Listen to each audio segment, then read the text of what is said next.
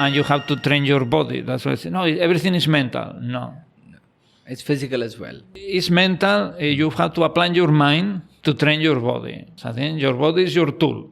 Can I dig a big hole with a spoon? Yes. It'll just take much longer. It's mental. No, I am very focused. I will excavate the thing with a spoon. Okay, yes. It's At not the end, it's efficient. mental. Because really, to make a hole with a spoon, you have to be mentally very strong, to be hours and hours there. But better if you get a better tool, no? Yeah. So training is also that, no? To prepare your tool, your body, to handle whatever comes. Then, yes, the mental effort comes there into the race day. No?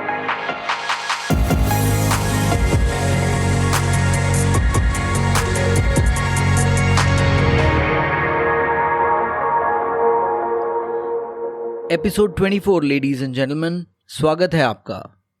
You're about to listen to a Spanish guy in his 50s living in India for over 2 decades. Isn't that interesting already?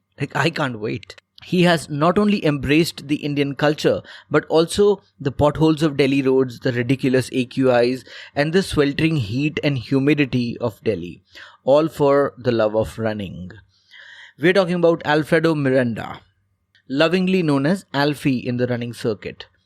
Alfredo is an engineer by profession. He loves to solve problems, he loves to get technical about stuff, and believes in finding solutions rather than complaining. That's his life philosophy. Alfie is also a running coach and a mentor to many runners across India. He actively shares structured training plans on his social media and his running group DRG for cities' big events like ADHM and NDM, helping new runners finish and experienced runners train for the timing that they wish to achieve. Alfie actively writes about running related issues on his social media and contributes articles for other popular blogs such as Tanya Agarwal's wealthyfit.com. You can go there and find numerous articles written by Alfie and other running and fitness gurus. If you're familiar with the Indian ultra running circuit, you would have definitely heard of Meenal Kotak, Apurva Chikara, Kanan Jain. All of these are torchbearers of Indian long-distance running, and they have raised their game from being average to extraordinary and represented India at the highest level. The common factor among these three journeys, and an influential one, has been our today's guest, Alfie. We've heard the story of Kanan's and Apurva's journey on the show. We will now get the coach's perspective on that, and that'll sort of close the loop on how ordinary folks with unwavering faith and resolve can team up and shoot for the stars. In this conversation, we talked about Alfie's early years, his transition to India and the cultural adjustments that came with it, his early days of running, his race experiences, his running mantras, and a peek into how he makes a strategy for executing a good 24-hour race. This can be a very specific takeaway of principles that you can use to plan a race of any ultra distance. This wide-ranging conversation has everything from stories to strategies to humor to life lessons. I loved it, and I have no doubt that you will too. And if you do, please follow the podcast on Spotify. Please do. Or wherever you're listening to this, and share it with whoever you can share it with. It helps much more, much more than you think it does. Will you do it now? And also rate the podcast, rate it, give it 5 stars if you haven't already. And so without further ado, I bring to you another conversation rich in human connection, this time across continents. Here's Alfredo Miranda and me in the Find Your Ultra podcast, episode 24. Indulge away. Welcome to the Find Your Ultra podcast, Alfie. Welcome. Thank you very much for having me here.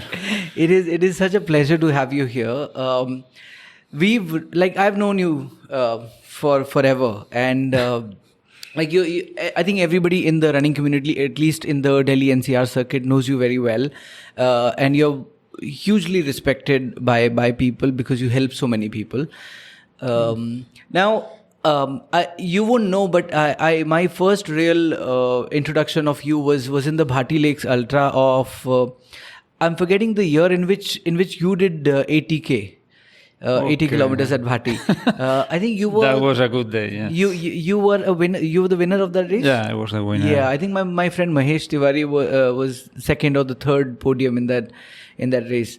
So we were keeping a track of him, and then we found out that a foreigner won the race. So we were like, oh, who's this guy? And then I came to know about Alfie. I was just getting started into at least the ultra running sort of circuit.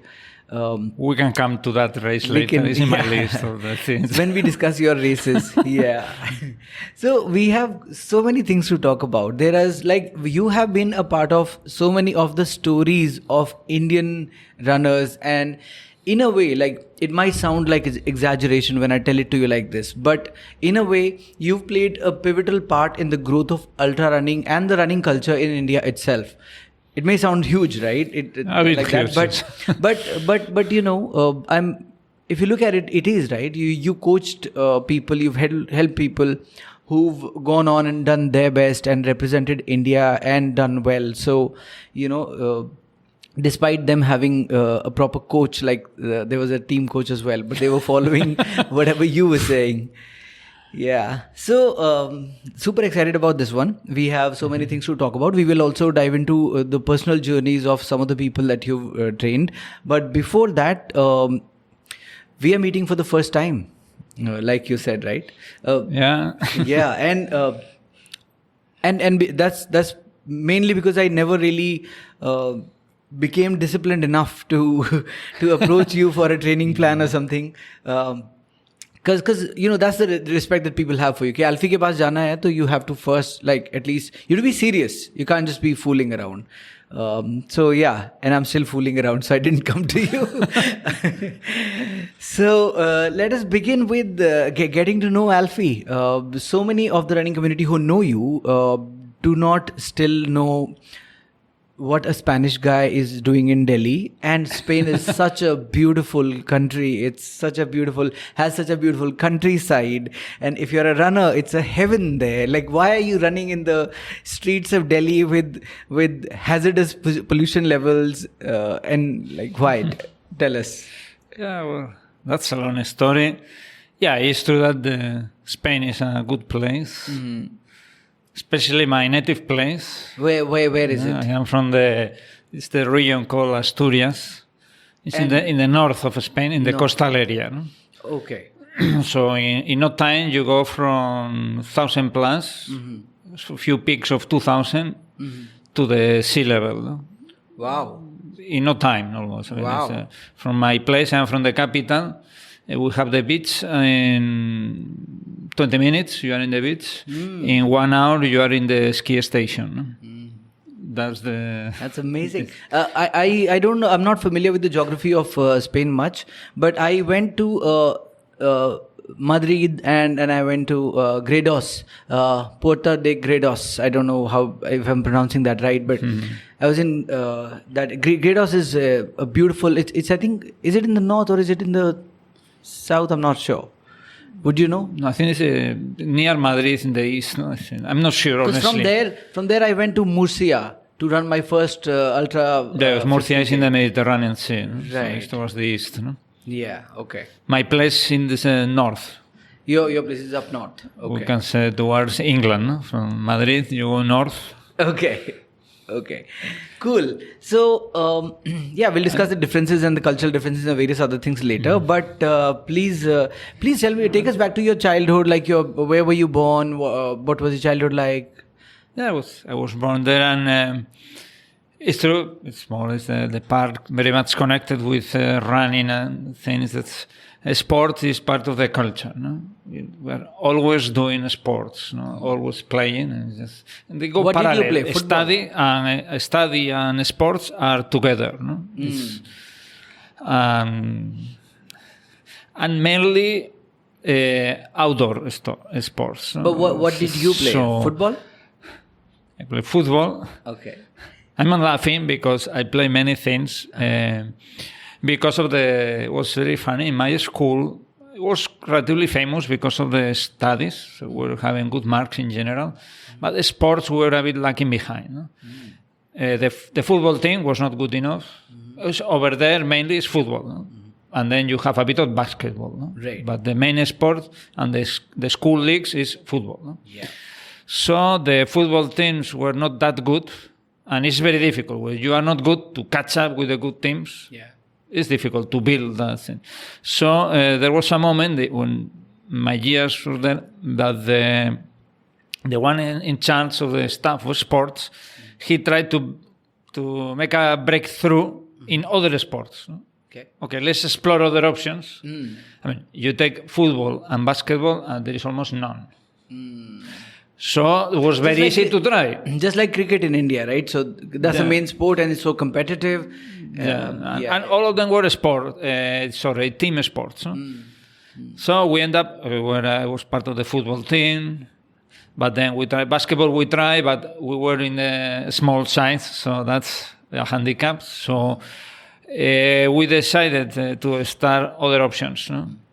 And then we make the handball team, baseball team, rugby team. Wow! So I was in all the sports, and we were always the crazy guys ready to join whatever was coming. No? Okay. So we were skiing. That was out of the school, no? So I was always in sports. No? Cycling, obviously, as there are a couple of very typical traditional stages in La Vuelta that they are coming to my place. No? So cycling is also there. No? Okay. Even though it's very rainy, the place makes it very green. It's the green coast of Spain. No? We used to say that we do the plans even if it's not raining. Because so we are prepared mentally that it may rain. Okay. So we will go ahead. So we to the stream that we will go ahead even if it's not raining. Okay. So I was always in a sport. No? Yeah. If from the running point of view, I go back to those times. There was something that struck me in the school. No? That there was a teacher that once a week he was going back to the city running. My school was there are two main cities in my region. No? Oviedo, the capital, and Gijón in the coastal area. Okay. 20 kilometers apart. Okay. So the school was strategically in between to gather students from both the places. No? Okay. We are talking about a population of 200,000 in one, 2 lakhs, and 3 lakhs in the other. So there is no millions of people around. No? Yeah. So we're relatively small, so it was making sense to have the school in the middle to gather everybody. No? So this teacher was coming back 10 kilometers running. When you are a kid, wow. That always, it's not that I feel or I felt like joining him, but something was there. No? It's, wow, I would like to do this thing one day. No? So that has been So you always cycled there, to no, school, in the or school. did you go on or did you run or walk to the school? No, I never. No, by bus, always to the school by by bus. bus. You know- At the most, what we did was cycling. Sometimes cycling. Cycling, yes. Okay. Cycling, yes. Okay, cool. So I was always there. Sports has been all my life there, no? And I can move forward because it was funny how when I did my first event, no? Of running, probably. At that time, it was when I was just almost coming on the way to coming here to India. Okay. Because I tried to, when I finished the university, and this is also indirectly connected with running, I tried to stay in the university because I was attracted by research, thinking how things work, how this machine, the other things. So I was interested in those. So I thought that's okay, the academic world and research is attractive, no? So, but I was about to get a place, but everybody was okay, and everybody was saying, "Oh, this is now he will join." But then in the last minute, they gave to somebody else. It was a kind of, everybody was asking me, "What happened? Why you didn't get it?" So at that time, man, perhaps it's the moment to change, no? And then I came across one company that were looking for someone to come to India. No? So, okay, why not? No? Let's try, let's see. No? What is this? No? The company was in the road section. Okay. field. I was in industrial engineer, no? So I have no idea of roads. But it's okay. So I was researching, I was learning, studying. It's okay. I will catch up, no? So initially they took me, okay, you need to be 2 years, 6 months to 1 year. At the end was 2 years. It's okay. In Madrid, in our office, learning things. No? Okay. I was there in Madrid, but one colleague was training for the Madrid half marathon. No? Okay. And he was every day was telling us what he's doing, what he's not doing because of this, because of that. I cannot eat this, I cannot eat that. I need to do this running. I have to do So we were, there was someone that were completely fed up with his. So we told him, come on, guy, stop it. Anybody can run half marathon. What is this half marathon? 21 kilometers? It's nothing. It's nothing. Join, no? There were 10 days left, no, for the race. No? So we accept the bet. At the end, my other colleagues, none of them wanted. So I was the only one joining with 10 days left, or 1 week. So, and then if I finish, he will pay the beers to all of us, to the 4 of us. If I don't finish, I will pay that was the bet. No? Okay. So I went directly to, no training, directly to the half marathon. No? Never run before, those distance, no. Perhaps I have run 5 kilometers, but not. But then, applying my research thinking and my thing is, I went there with 2 ideas, basic ideas, the strategy. No? First, I cannot stop. Because if I stop, I will get depressed and this. No, I have to keep moving. Keep running. And the second, I have to run at a speed that I can be running the rest of my life. Okay. That was because also the first 3 kilometers is up. There is no road like that in Delhi. No? It's quite high there. So you have to take it easy. No? When we reached these 3 kilometers at the top, the winners were already coming back. So I managed to finish. Oh, you did? You won the beers? I won the beers. Wow. I was the 7th, the 7th from the back. I finished in, I think, 3 hours, 35 minutes. Okay.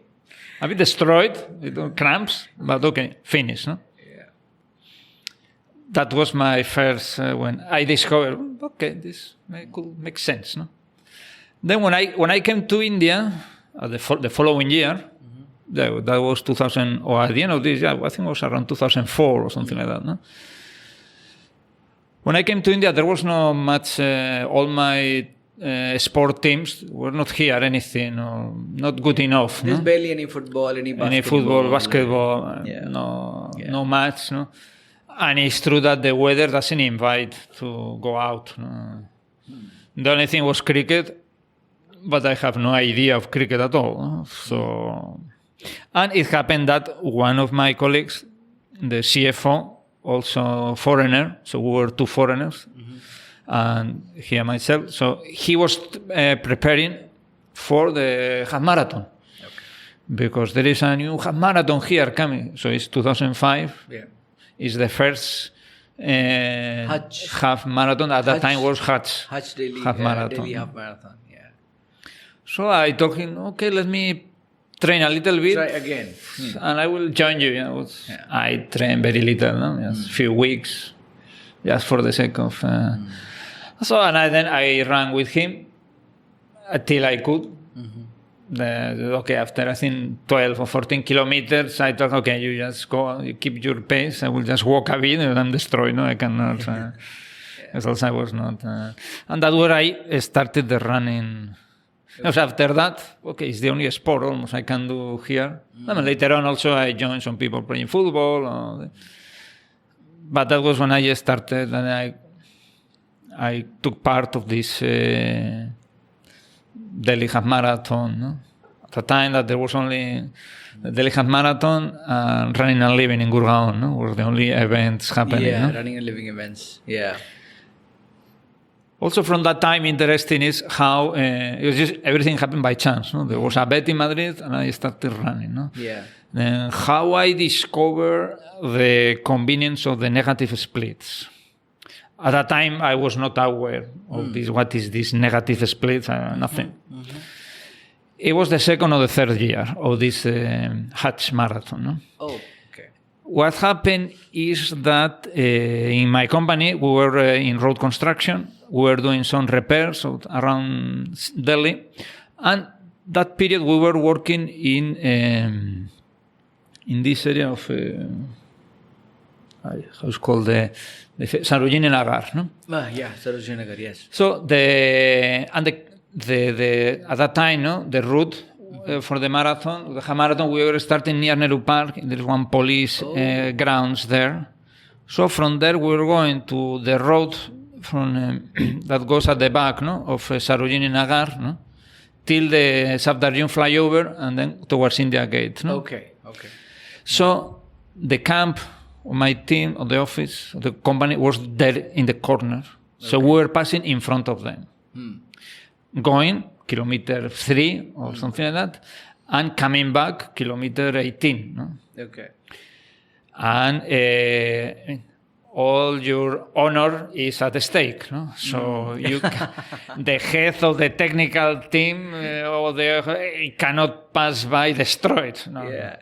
Colleagues are watching. Everybody's watching. They were cheering like anything. So when I come back, I have to be able to run fresh and energetic in front of them. It's purely image concern, no? Nothing else. No. So I went all the time very slow.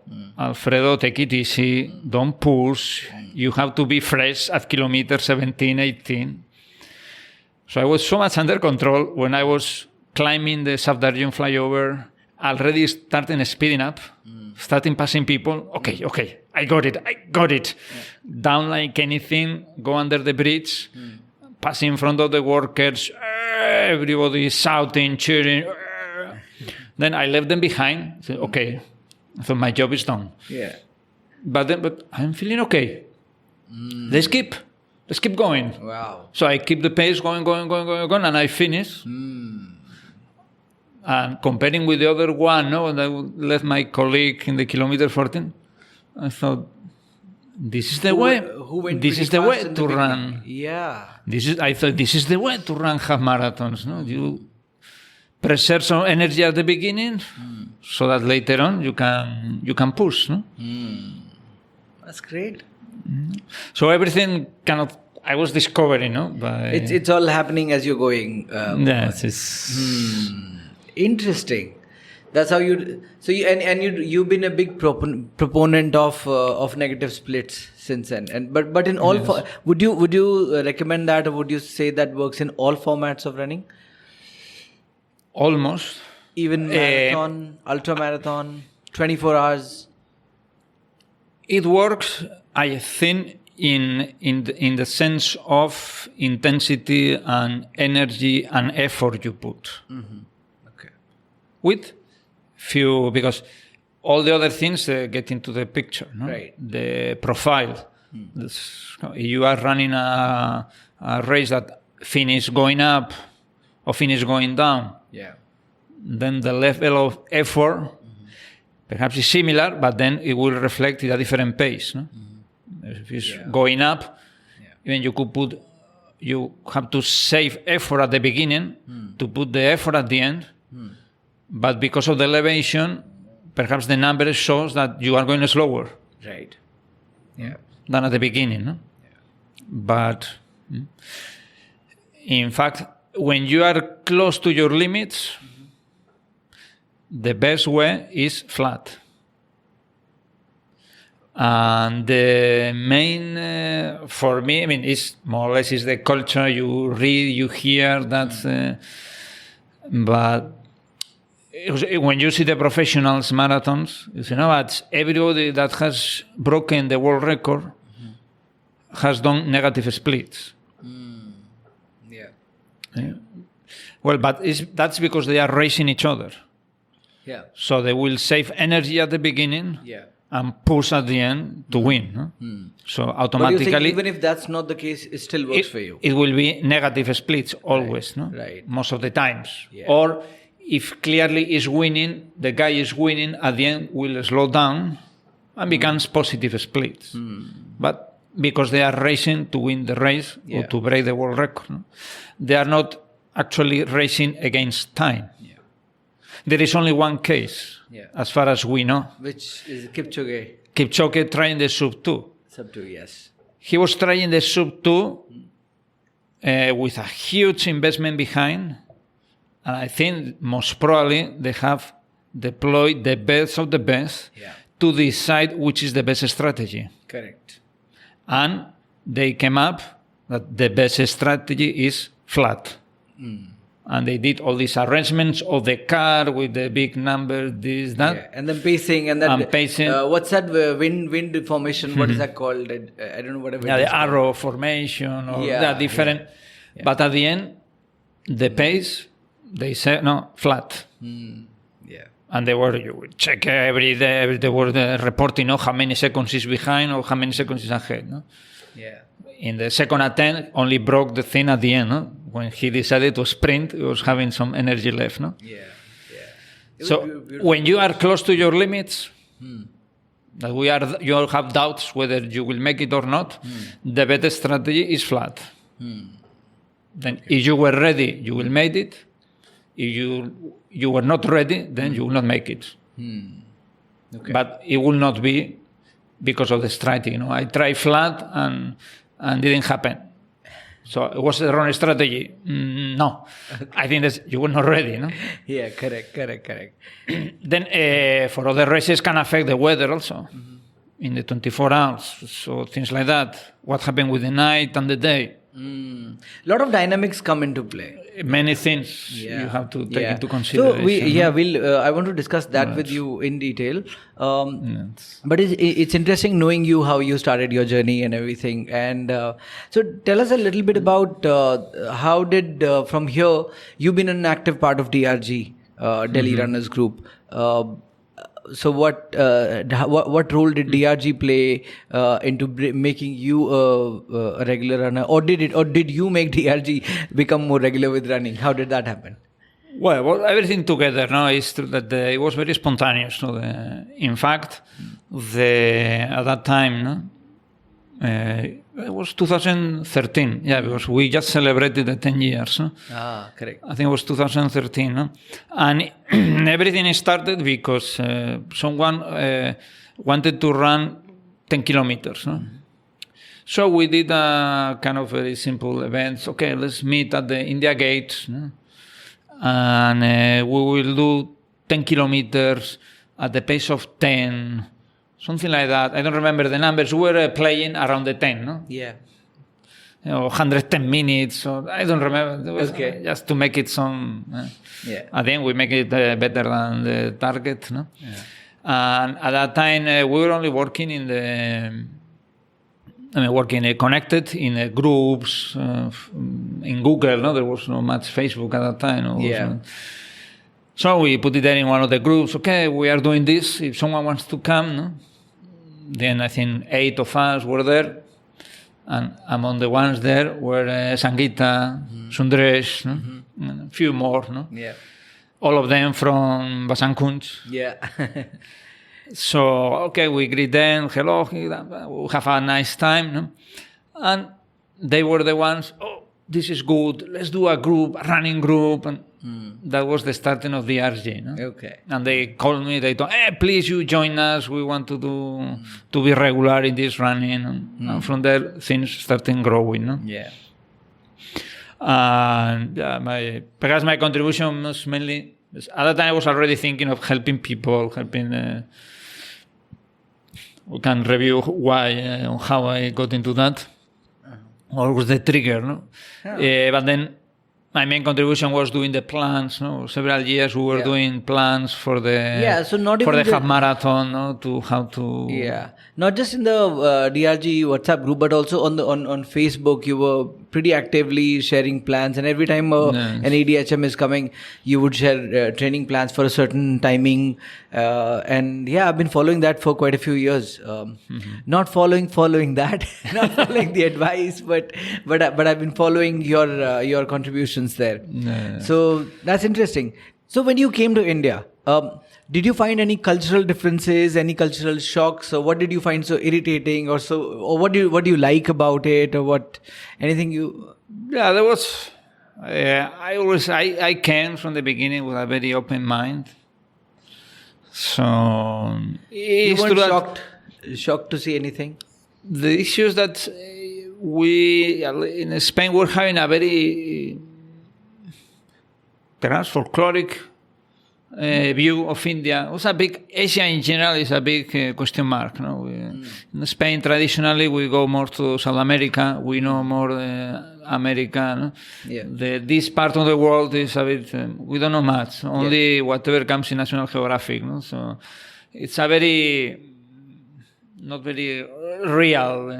Only what calls more the attention that can figure out in a documentary, so you have a very exotic view of and what people say no, it's very terrible, very crowded and very poor, all those stereotypes things, no? Yeah.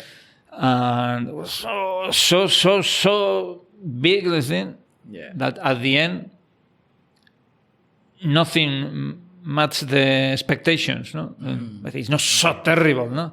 Okay. I was more concerned with the heat, Yeah. but also, well, at the end I managed to adjust, so everything was okay. It's not so terrible. So no? you came with a very open mind to see whatever comes. We'll see. And it's very different, so fine. No? It's something that really, in that sense, has helped me is not to judge, no? Not to compare, no? Whether this is better or this is worse. No, I was okay. It's different. Yeah. No. Okay, here you can see cows on the street. Perhaps in the city, in the villages, yes, but in the city you don't see cows. It's okay, fine. So what's the problem? No? Yeah.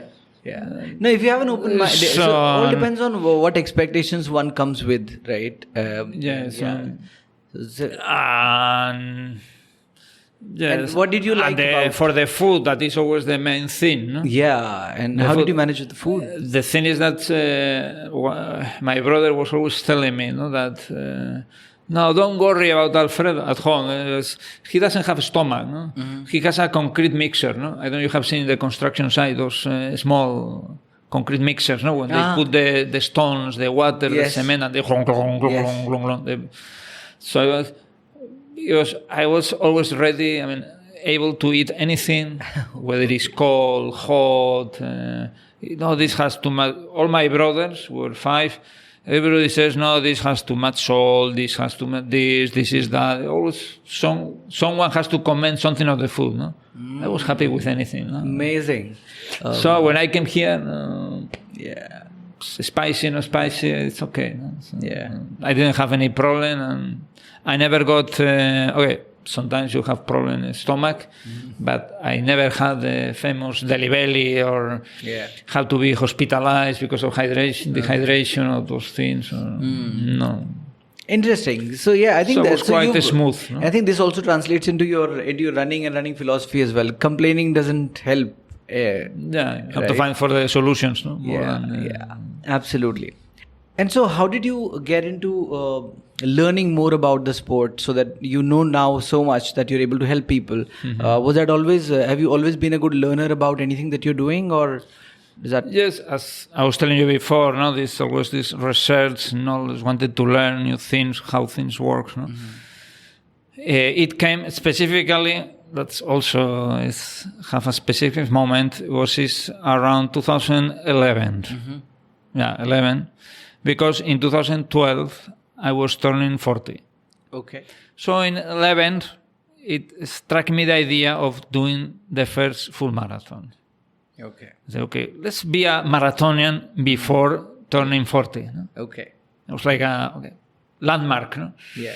Have to complete the checklist. I have to complete a full marathon before turning 40. No? So I was a bit scared because of the time required because I thought, from my researching point of view and thinking, okay, I will need to do several times this distance to get familiar with the distance. Yeah. And I will have to work a lot at that time, I was doing very comfortable.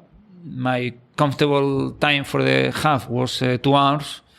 So I thought, okay, 4 hours for the full sounds logical, no? So okay, then I will need to work a lot in the 5:40 pace, no? With this idea in mind, but let me check in Google in the neck to see for plans if there is any. So you put beginners, marathon beginners, 4 hours. No? And then I came across 2 or 3 plans that they were different, but they were having 2 points in common that strike me. No? Okay. Wow, what is this? First, that you don't need to run actually the full distance before. Okay. Just with 2 or 3 times, 35, 37 kilometers is enough. That gave me hope. Okay, that I can handle.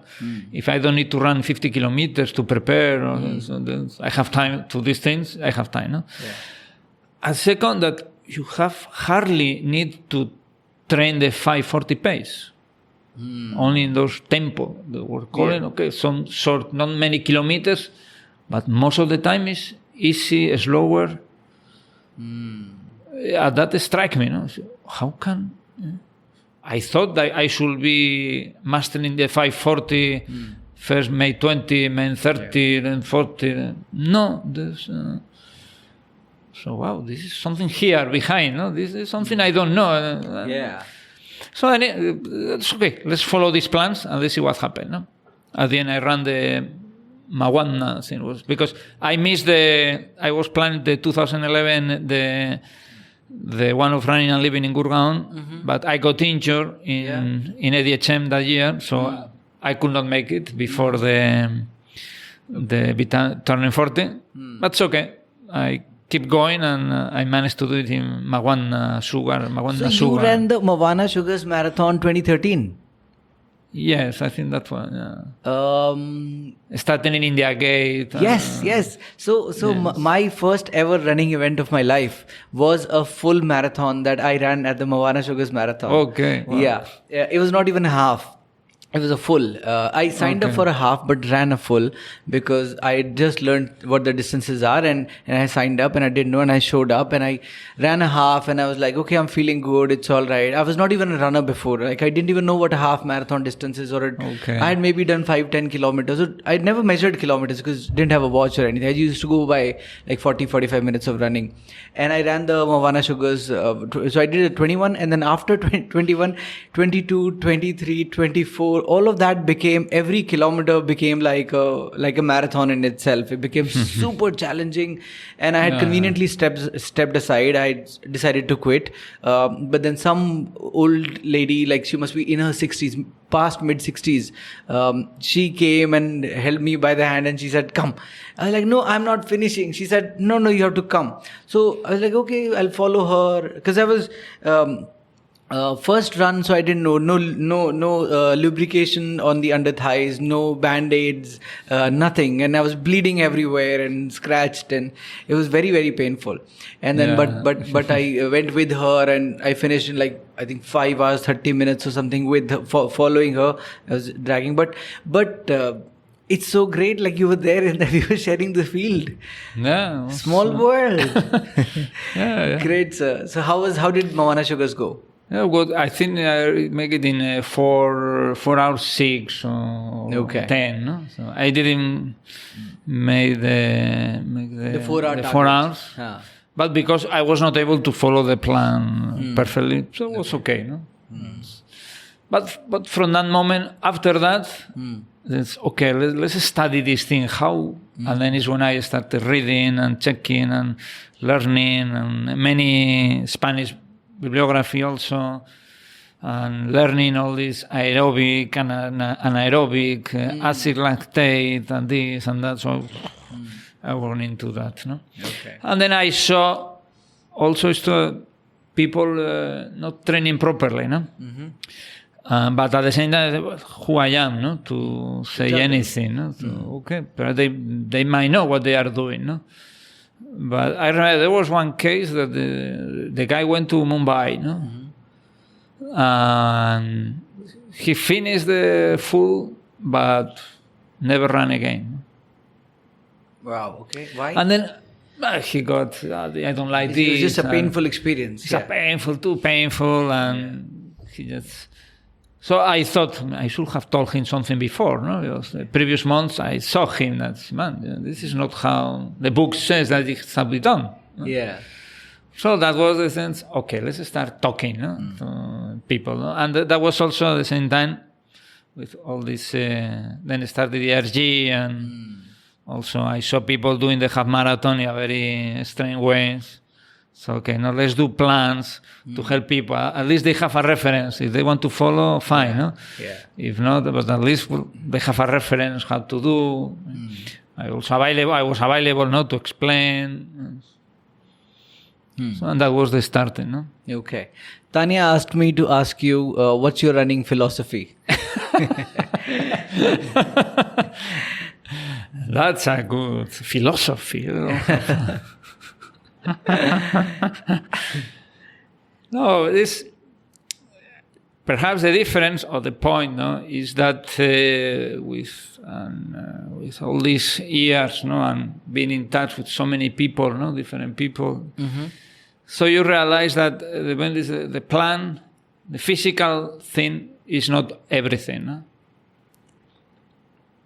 You have to be aligned also mentally, and not in the sense that they say, the running is everything mental. There's some people they say, I'm not so convinced. Okay. It's a mix. But you need to be aligned with what you are doing, because especially for endurance, it takes a lot of time. Every day, every week, well, not every day perhaps, but every week, every month, years. So you need to be aligned in what you want, why you want it, and you have to feel really comfortable doing it. And you have to work in all the fronts, because you have a certain level of mental effort you can put in general in life, we can say, in a day. Correct. You have certain limited amount of time, limited amount of mental energy, right? Mainly the energy. Right. So to prepare for a full event, or to do a series of demanding intervals, a part of the physical effort also requires mental effort. Yeah. So if you are very distracted because something is going on in another front, then you will not be able to do it, and you can get injured. So everything takes part of the whole scenario. Yeah, so you have to be completely ready, physically. Yes. Well, to train physically, you have to be mentally ready to be able to put and that's why also it has to be the motivation sometimes has to come from within. It's just, it has to be strong enough.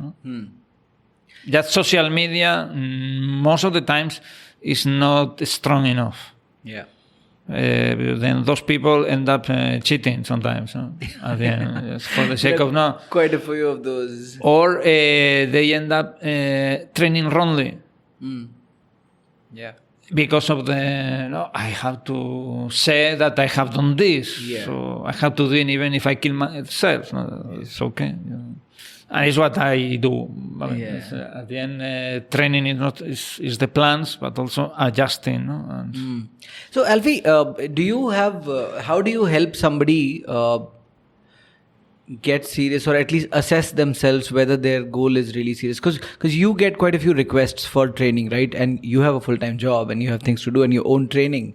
When you get people asking you to train them, how do you say no? How do you tell them to? Well, it's true now I have more people in the list than I can add that able. So I don't need right now. I don't assess much because this is impossible. Okay.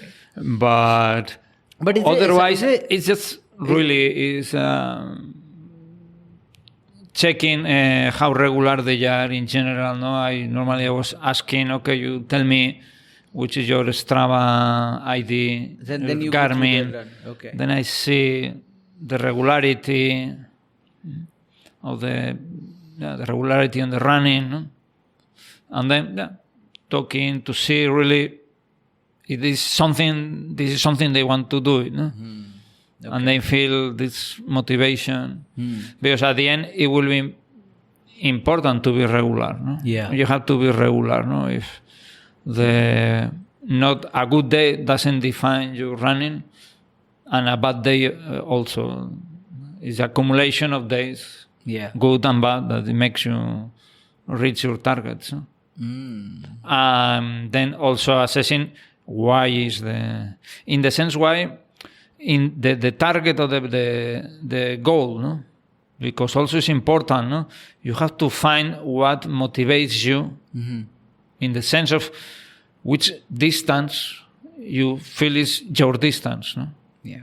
And go by that. Don't go by the social media, but others say, no, everybody is running a full, so I have to run a full. Yeah. Not necessarily, no? No, because the full is double better than the half. No.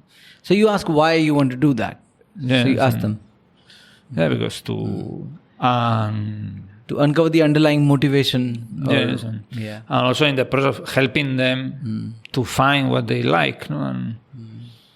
And motivate and open-minded, no? So, no, you look for don't feel like you have to be in the half or you explore, you check, you try, see if the training for a full is too demanding for you, then okay, relax and stay in the half, no? Yeah. Or if you want to go for the ultras, it's okay, let's plan it. Yeah. And be ready to put the job, no? And then so with a system, no? It's part of also the philosophy, we can say, is the system, no? I'm an engineer, so you have to be prepared for the different scenarios, no? What can happen here or there? Yeah. And train for that. No? Yeah. And you have to train your body. That's why I say, no, everything is mental. No. It's physical as well. It's mental. You have to apply your mind to train your body. So then your body is your tool. So you have to reach. It's a ultra 100 miles in the desert. Then you have to train, you have to think in advance what I am facing over there, and then train your body accordingly to cover most of the scenarios. You not can cover everything, but it's your tool, no? Yeah. Can I dig a big hole with a spoon? Yes. It'll just take much longer. It's mental, no? I am very focused. I will excavate the thing with a spoon. Okay, yes. It's mental, because really to make a hole with a spoon, you have to be mentally very strong, to be hours and hours there. But better if you get a better tool, no? Yeah. So training is also that, no? To prepare your tool, your body, to handle whatever comes. No? Then, yes, the mental effort comes there into the race day, no? Brilliant. That's excellent, sir. What happened to me in that 80 kilometers run? What happened? Tell us about that. What was that 80 kilometer like? It was one part funny thing. It was because some people say, "What is these crazy people doing ultra running?" No, it's a very nice, beautiful community. No, so when I finished 60 kilometers, I met another runner that he, Alfredo, how are you? Let me introduce you my wife. No, there is no better moment. It's okay, let's introduce each other and all this, blah, blah, blah. We're chit-chatting there for a few minutes. Okay, let's keep running. Yeah, let's go running. No? Nice community. So, no, that's in the line of be prepared for whatever. I did my plan, my nutrition plan, my eating, and one of the things was the salt camps. No? I was having my plan. So I think it was in the 60 when I finished 60. So people doesn't know this Batty Lakes is 10 kilometers going and 10 kilometers in the same route coming back. No? Right. So for 80 you had to do 4 times. No? So I think. Was I'm not sure it was finishing the 3rd or the 4th. Okay. No, I mean, finish the third, or finish the second, starting the third, or finish the third, starting the last. In any other case, I reached the starting point, and I saw that I was not having my sole caps. I was having a plastic bag with the cap. Okay, I may have dropped it in the 10 kilometers, no? When I took the last one. It's okay, no problem. I have more here, so I took more and eat. I think I ate too much, perhaps. Okay. So I started for my last round. Yeah, I think it was the last one. So after 3 kilometers, I threw up everything. Everything, also the sole caps. We are getting into trouble. It's okay, let's go. So when I was in the middle of the toughest part, with the elevations, and then I got cramps in my calves, in the two of them, and in my hamstring, in the two of them. Okay. So I could not stand in any of the legs. Oof. So I had to lay down. I haven't had a cramp in both the legs ever. But another runner came. So he saw me there lying down. Are you okay? Yeah, but I have cramps. You know how to... okay, no, okay, you continue running. Don't worry. I'm not dying. It's just cramps. Yeah. I know how to handle this thing. So I managed to stretch a little bit. I managed to stand. It's okay. It's okay, Alfredo. Don't worry. We know we are ready for this. Okay. So now what we have to do is... Because I had already left the station of the 5 kilometers. So, okay, let's walk till the end, till the 10 kilometers, and we assess over there. Yeah. Don't think, don't worry, you are the first, but you are losing, you will lose the race, someone will overtake you. It's okay. Now, there is no time. Now is not the time for those discussions. Let's get to the kilometer 10, and we will see. So I was walking. Then in the kilometer 9, I was already feeling better, but said, no, we said we'll walk till 10, and we are walking till 10. No change of plans, nothing. So I reached the 10th. I asked the guys, hey, have you seen a small plastic pocket with some pills? And yeah, this one. Yes, thank you. I took my 2 left there. Yeah. I felt better. I drank. I didn't eat much. It's only 10 kilometers left. Yeah, it's only 10. Okay, now let's start moving. No? I start moving. I ran. And pick up the pace. The thing is that it was already late. I was not sure if I was winning or not because there was a time that they cut the route to half. Yes. So I was not sure. Yeah. I think I was the last one allowed to go from 5 to 10. Okay. Or I was there in the limit. So the fact that I didn't saw anybody, it doesn't mean that I was winning. No? Perhaps they have already sent them back. Okay. So, but then I keep running. I was feeling better, and yes, I think when I reached the end, I knew that I was the winner. You won the race, yes. But those cramps in the 4 legs at the same time was was the worst. Yeah. But no, the self-talk that you said when you had the cramps and you were down, and 2 things like I noticed in what you just told me. One, when you were down, the self-talk, what you were telling yourself at that time. Alfie, you've still got it under control, don't worry. And then you picked yourself up from there. And then when you got closer to 9 and you were feeling good, you were like, the strategy or whatever the strategy that you just made says we will walk, so we will walk. We are not changing that. Tell me more about that. Both these things. One, what's the inner self-talk that you do, and do you also teach your yes, students? What I try to teach. I did myself. I have a lot of experiments. I don't know how many people starting from Nehru Park. Yeah. a run starting from Nehru Park.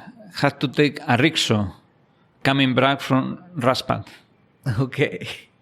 So that was the kind of experiments I have done. Okay. That was with the hydration. I was trying some homemade mix. They went wrong. Okay. So in the middle of summer, I was there in Raspat, half death. So I had to take a risk to go back to Nehru Park. No?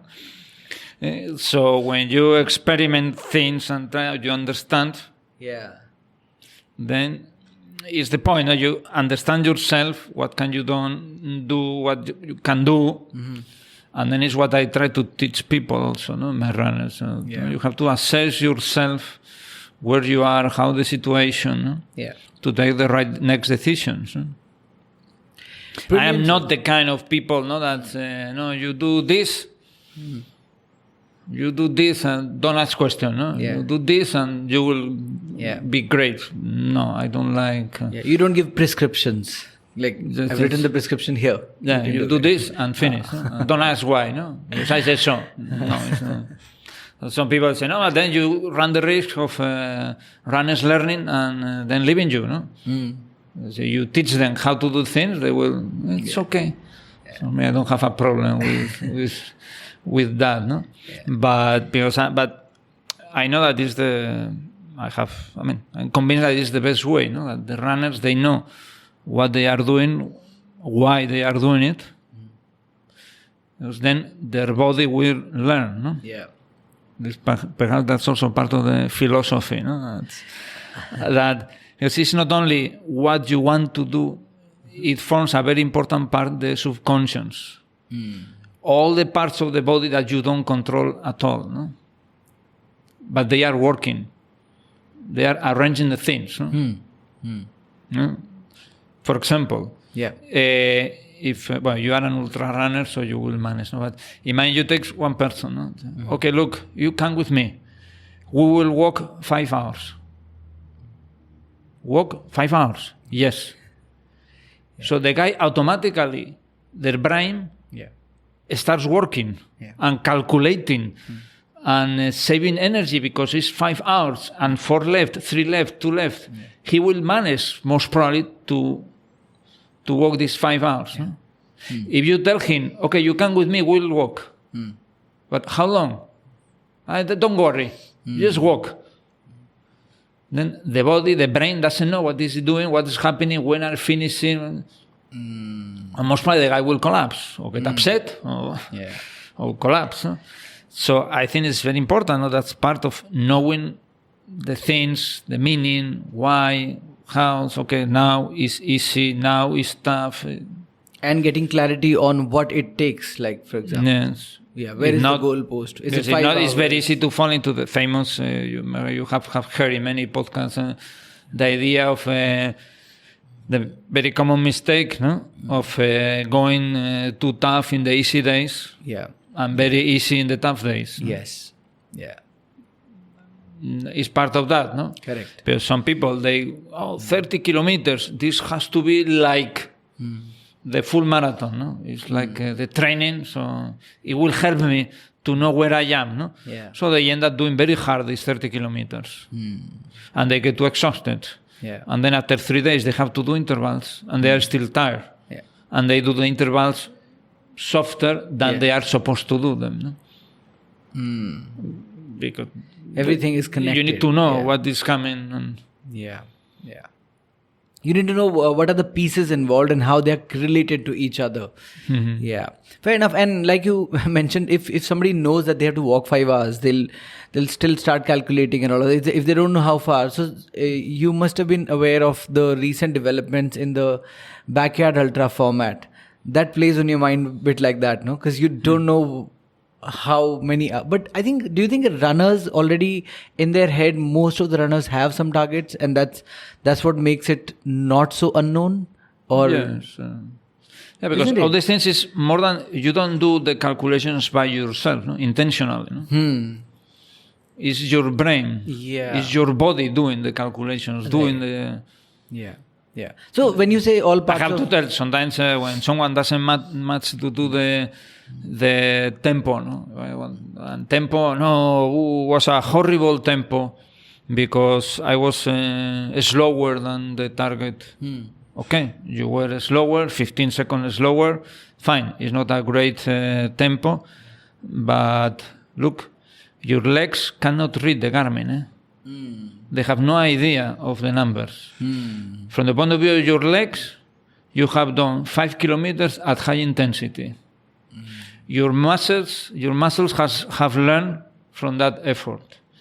Your brain has learned how much energy you need to produce to feed your muscles to do that intensity effort, blah, blah, blah, blah, blah.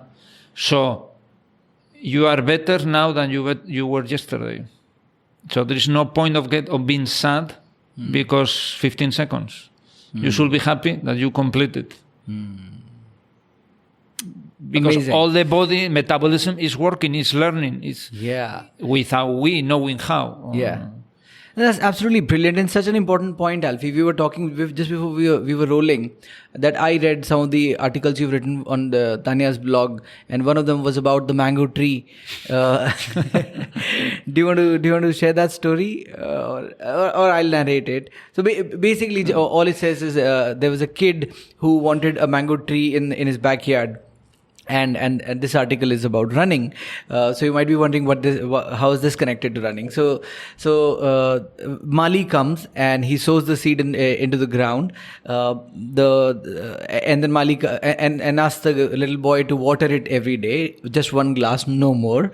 And the Mali comes a week later, and he says there's a hole there in the ground, and he can't see the plant or the seeds or anything. So he said he asked the boy what happened, and the boy said I was. He said the seed just wasn't growing, so I dug in to check what's happening, and I was checking every day. I was remove the seed to see if it was growing or not. Yeah, and so basically the whole and then this continues, and the story is longer. But the whole point there was let nature do its job. So even if you've, let's say, done a tempo run or a slow run or whatever the workout of the day is, you may feel like you've been doing this for a month or whatever, and you're not seeing tangible results in your pace or in your heart rate or whatever. You still have to believe that the nature's doing its job, and the run that you've completed has still had the adaptation that it was meant to have on your body. Right? Yes.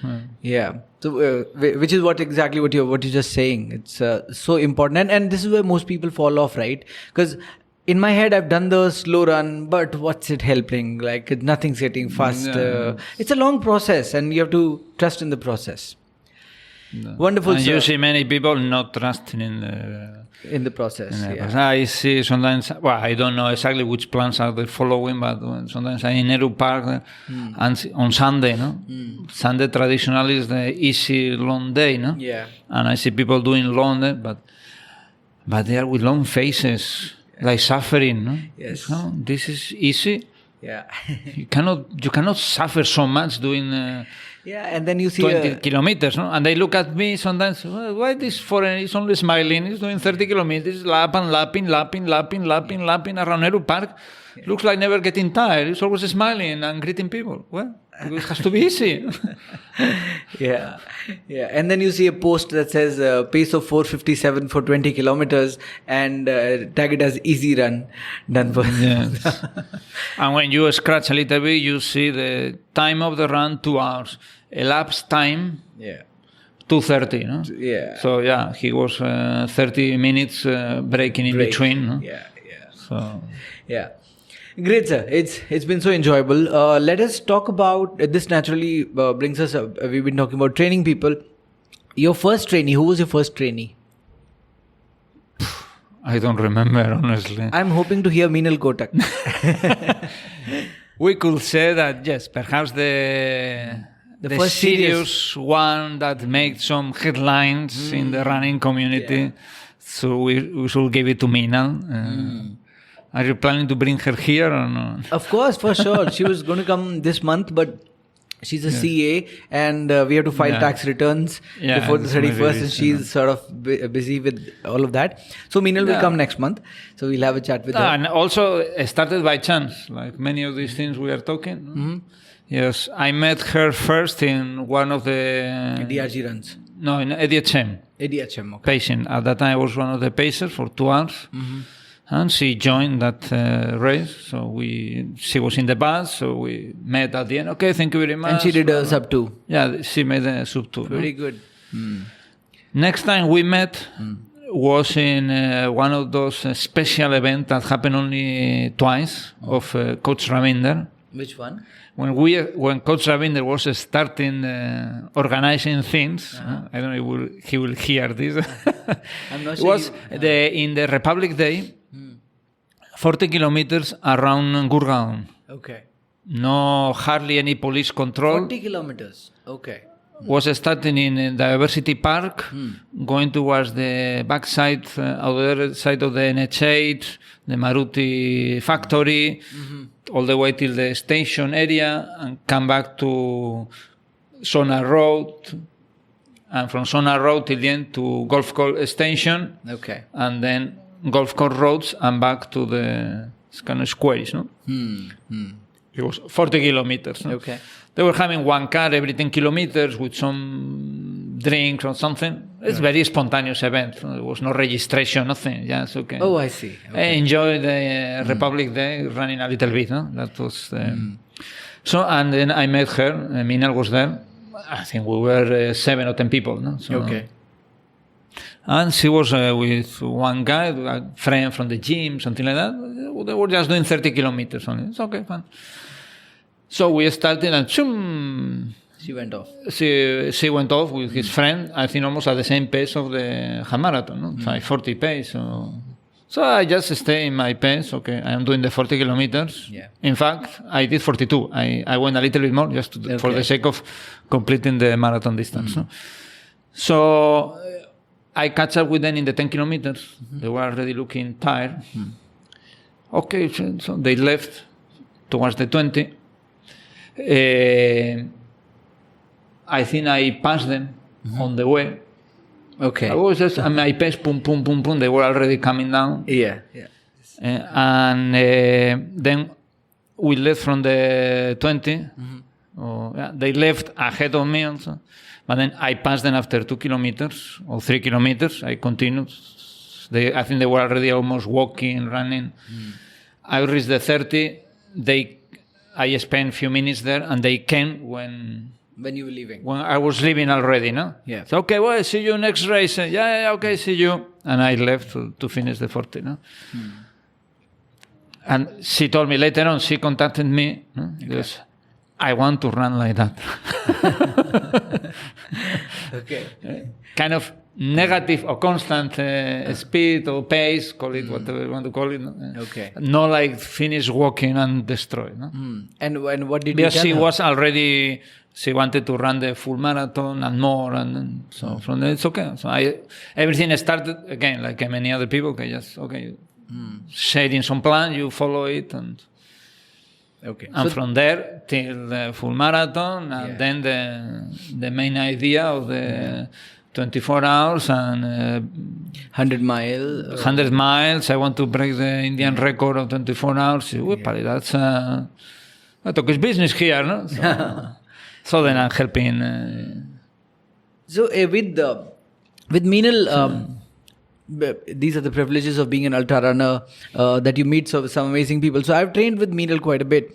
And in the night runs that we did at Nehru Park, in that circle, like in that 1 kilometer loop, I've been a part of those quite a few times. And then one morning I specifically remember, I think she was going to do a 16-hour run, if I remember this correctly. Then she was doing a 16-hour run, and she was done with everything, and she was like tired, or I don't know what. She said, I can't run anymore. So she wanted to give up after 12 hours or something. This was, I think, 10 in the morning or 8, 9 in the morning. I can't remember. Could be earlier. But it was the day had broken. Like the sunlight was there. And she called you and said, I'm getting cramps and whatnot, and I won't be able to continue. And so we were like, remember. Yeah, you may not remember, but this. So she called you and said, I can't continue. And so we were in our heads planning to like quit the run because we were mainly training with Meenal for Meenal's training. Like that was the main objective. Like I had run 76 kilometers that night, but I was not training for a major event. It was Meenal and the other girl. I'm forgetting the name. Meenal's friend who used to train with her. Yeah, I know who you're saying. Yeah.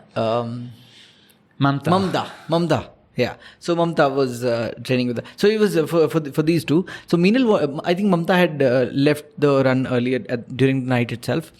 But in the morning, when Meenal wanted to quit, we were all wrapping up, and but Meenal came back, and she said, "Alfie's saying just walk," and then so she started walking with us. She did one loop, and then she made another call, and she was like, "I can't even walk. It's just so bad. I'm cramping badly."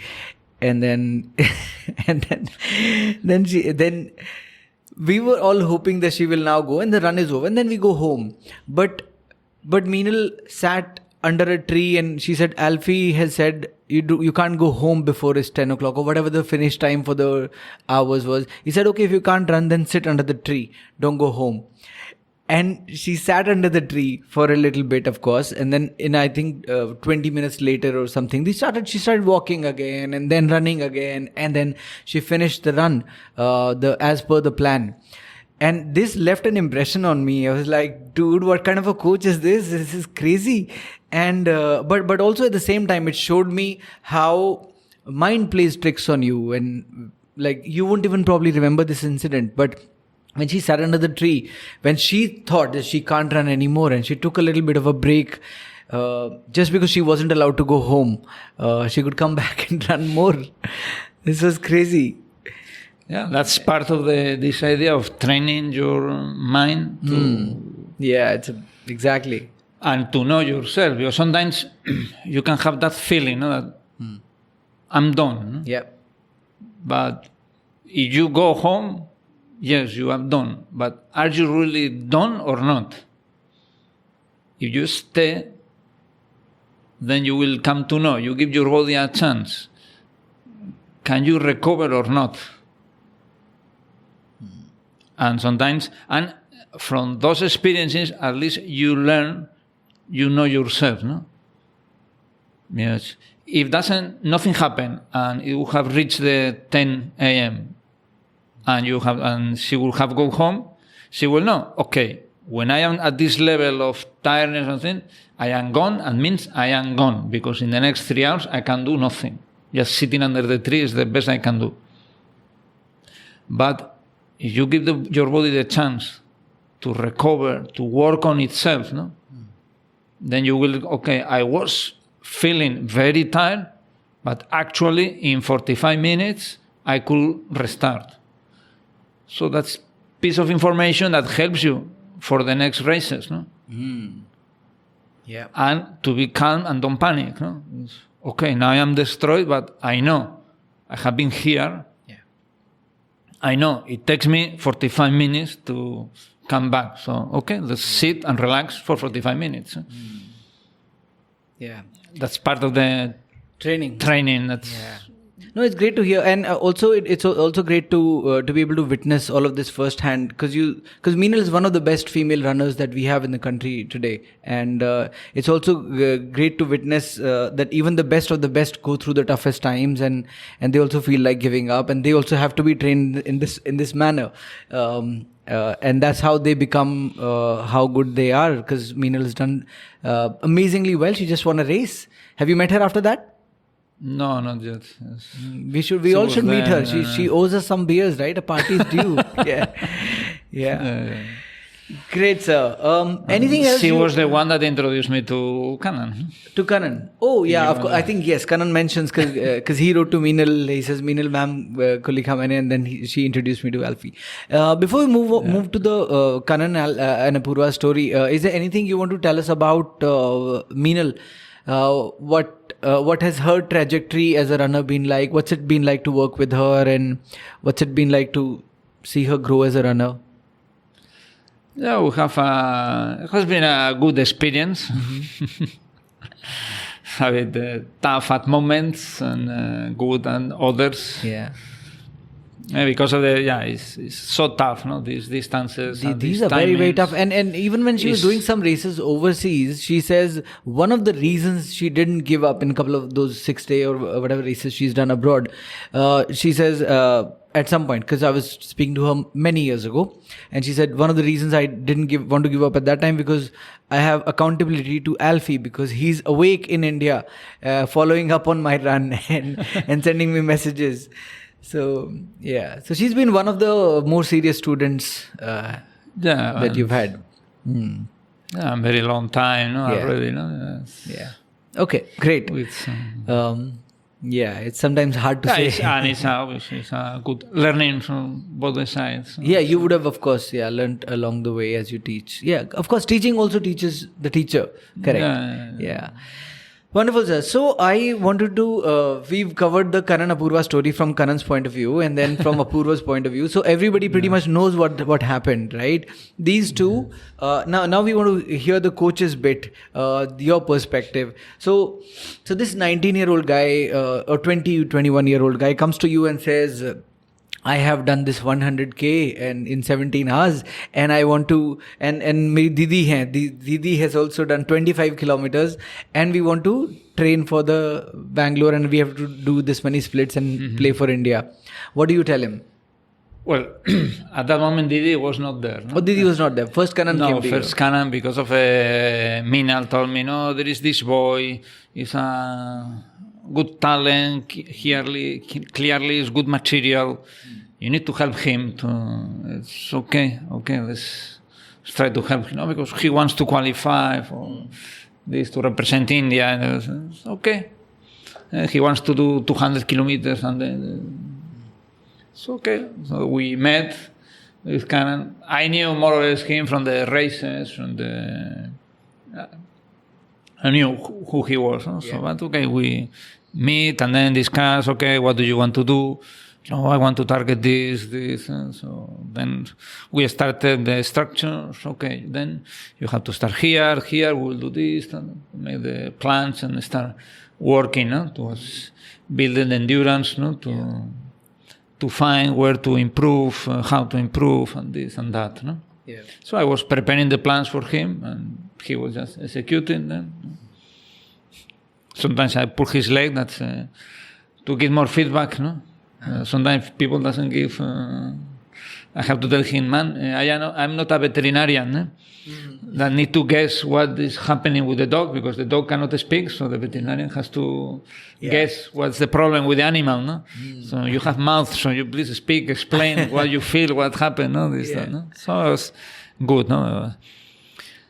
But then, okay, we're working in that, a discreet way.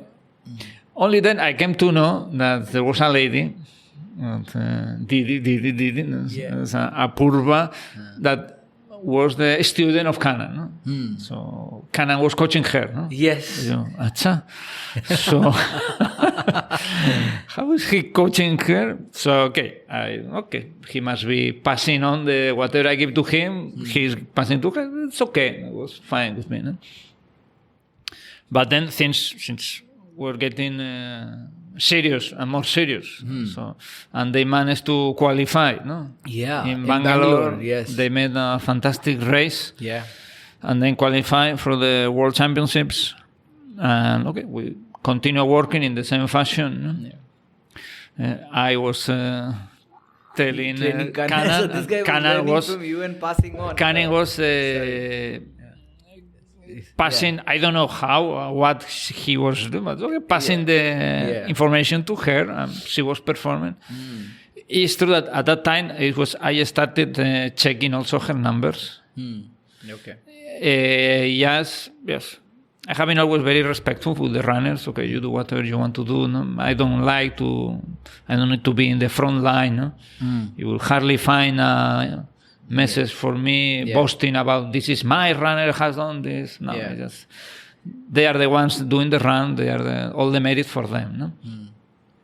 So, but since things were getting serious, so okay, let me keep an eye a little bit in Apurva's numbers to see if I need to jump. No? Okay, look, wait. This cannot be like this. She will break down, no? Because he was training for 240 or something like that, if I remember right. And she was supposed to train for 200. So you don't need to do the same training exactly, no? So, but then there was a moment that just Canan himself just told me, "Sir, do you mind to adjust the plan for Apurva?" It's okay, no problem. And then we create the WhatsApp group, the three of us, and then was doing the two plans in parallel. No? Okay. So it was funny there. I was having my plans, my structure, how to do the things, no? And were following, no? And it was funny. Yeah, I never knew. I knew only in the podcast these other coaches and behind, no, just helping them or monitoring or I was not aware, but I knew, or more or less I could get that something was going around, no. It was funny. Once they reached there, France, no? Then they contacted me. Sir, they said that this strategy is wrong. Yeah. That we cannot do like this, no? Yeah.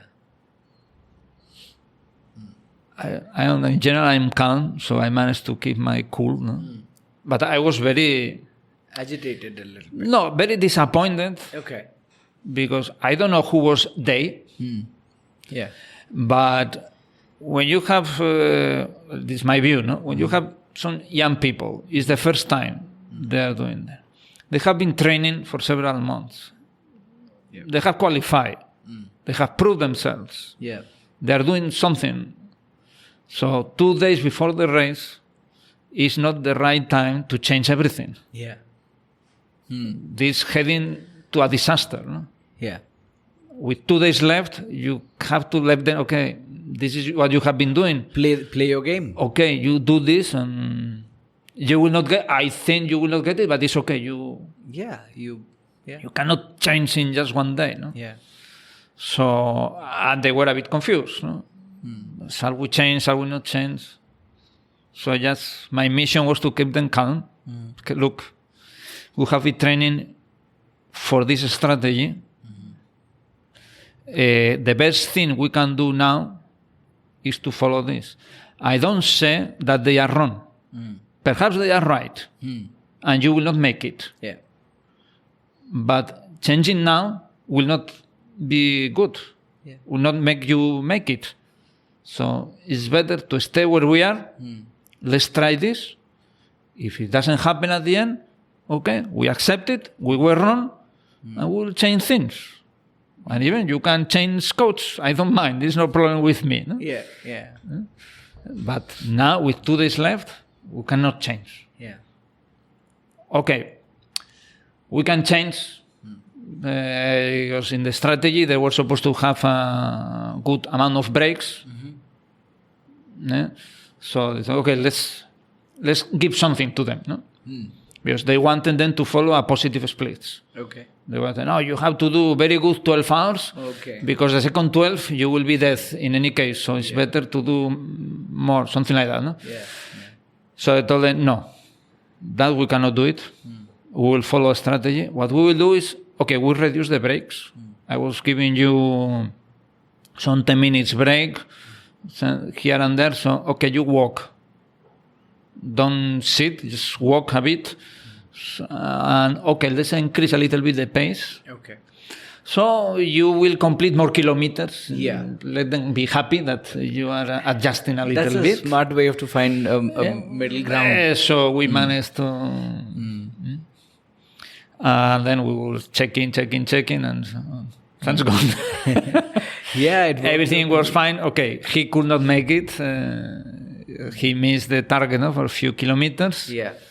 But Apurva managed to cross the famous 200. Yes. being landmark. the first women to cross 200. Yeah, and that's massive. Like first will always remain Minal first. was very upset because she was supposed to be the one. Yeah. No, just joking.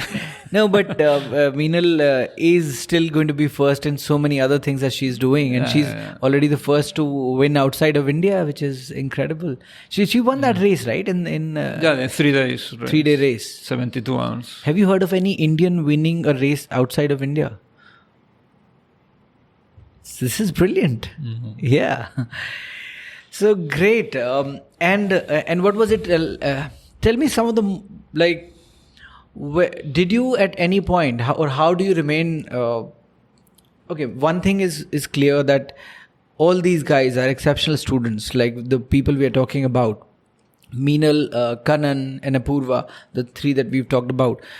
There's no doubt that these have been exceptional runners and students as well. But were there any times with these guys also where you as a coach, like you may not have said to them, but did you at some point start sort of losing faith in them that they're not really serious about this, or were there any moments like that, or it's maybe just a waste of time or anything like that? No, like that, no. It's true, at times I get a bit desperate because they don't follow the...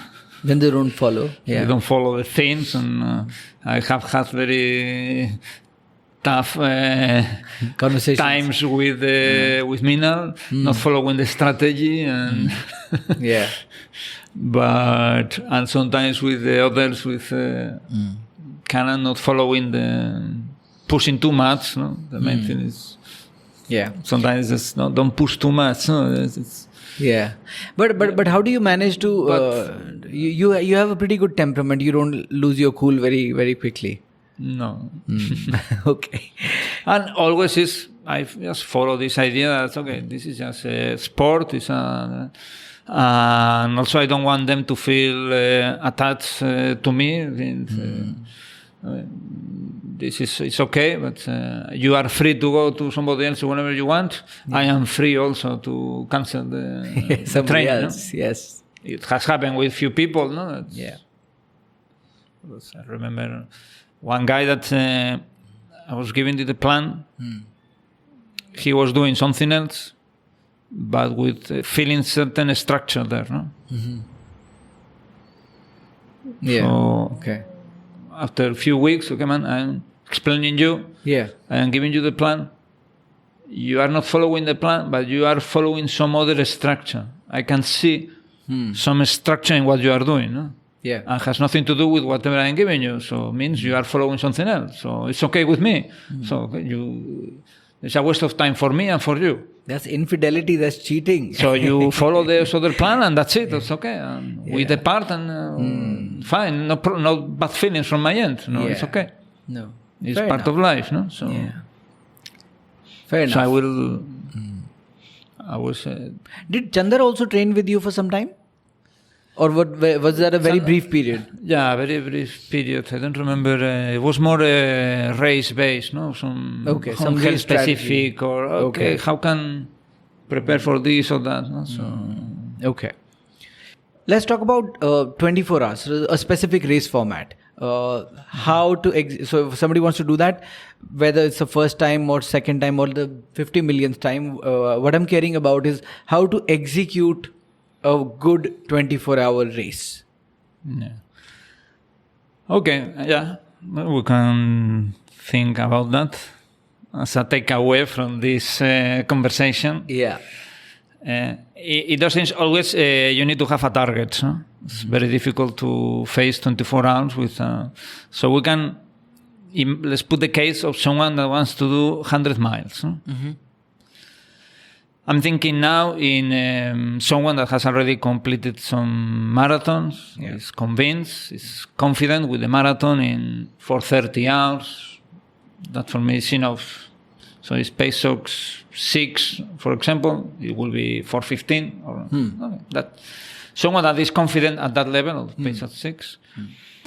How to do 100 miles in 24 hours. Yeah. So it's very simple. Okay. You just need to do the numbers. Okay. 100 miles is 160 kilometers in 24 hours. It means 80 kilometers in 6 hours. Okay. It means, no, in 12 hours. Sorry. 12 hours. 80 in 12. Yeah. 40 in 6. 20 in 3. Right. Okay. You just need to do 20 kilometers in 3 hours.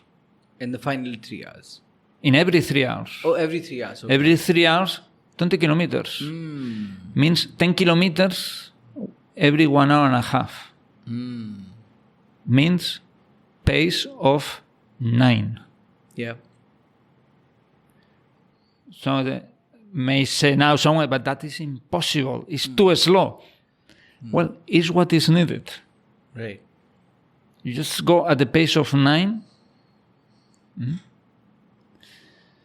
I remember one guy, the pros, no, that said, no, in these races I like to do the first 2 laps walking, to have the feeling of the place, the temperature, to acclimatize. I walk the 2.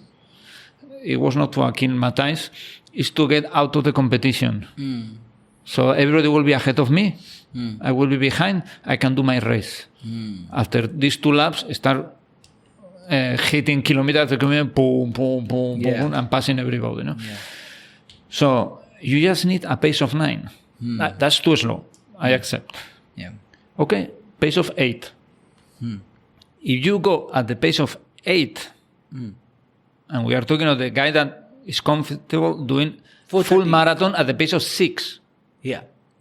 Right. So you can try. Now you start running at the pace of 8. Yeah. You will feel like this is very slow. Yeah. Well, you do at the pace of 8, you are saving 1 minute every kilometer. So in these 3 hours that you have done 20 kilometers, you will save 20 minutes. So you do those 20 kilometers and stop and relax. Drink, eat, and wait 20 minutes. So the effort of pace of 8 will not be very demanding. Your body will handle it very well. The 20 minutes break will help you to replenish, eat, drink. Your stomach will digest, no problem. After the 3 hours, you are ready for another 20 kilometers. You just need to do these things 8 times. Repeatedly.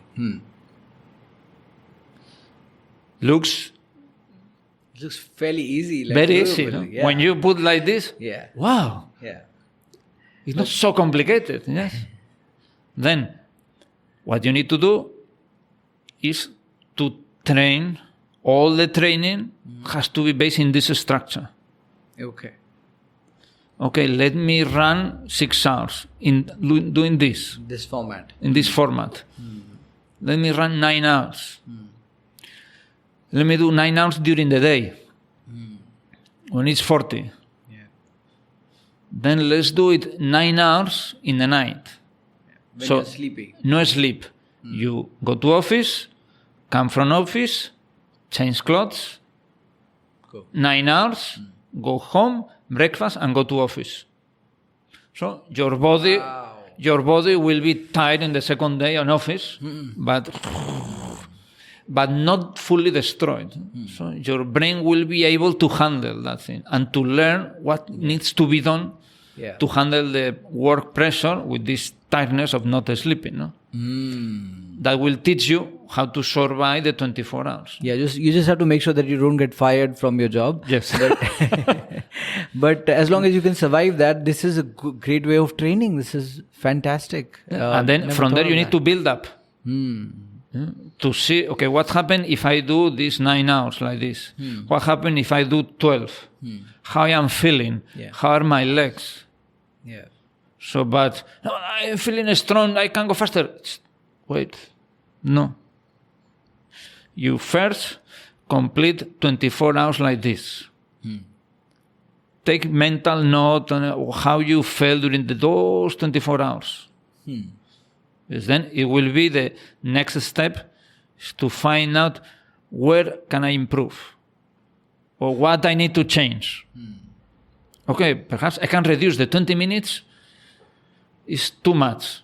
So, okay, then you keep running at the pace of 8 and add 2 kilometers. Yeah. And then in 8 times, you are adding 16 kilometers. Or I see that, well, I was fine during the day, but very bad during the night. Okay, you can change, you can run more the day and less during the night. Or the other way around. But you need to find yourself. There is no universal rules. No? Okay. So basically first experience what a 24 hours is, running in this format, and then in this manner, train in this manner, and then execute a good 24-hour race like that. And then you will have feedback points from the race. Yes. And you can work backwards from that and make your plan for the next improvement. That's fantastic, sir. The problem is to follow this kind of...